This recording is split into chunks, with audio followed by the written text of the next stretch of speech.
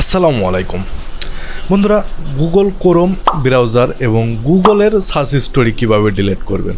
আমরা কিন্তু গুগলের নানা প্রয়োজনে নানা কিছু সার্চ করে থাকি, অনেক সময় এটা ডিলিট করা হয় না বা আমরা অনেকে জানি না কীভাবে ডিলিট করতে হয়।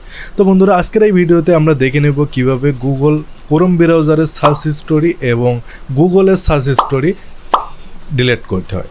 তো বন্ধুরা, আর বেশি দেরি না করে চলুন আমরা মোবাইল স্ক্রিনে গিয়ে বিষয়টা দেখে নেই।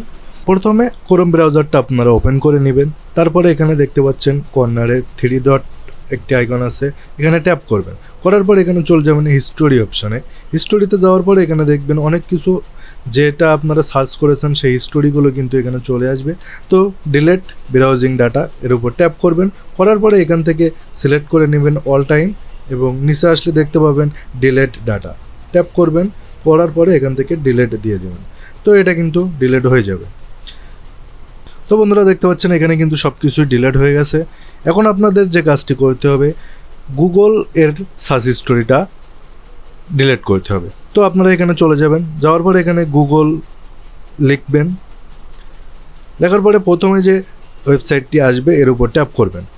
করার পরে একটু স্ক্রলিং করে নিচের দিকে আসতে দেখতে পাবেন যে সেটিংস নামের একটা অপশন আছে, এখানে দেখেন যে সার্চ হিস্টোরি। তো এর উপর ট্যাপ করবেন।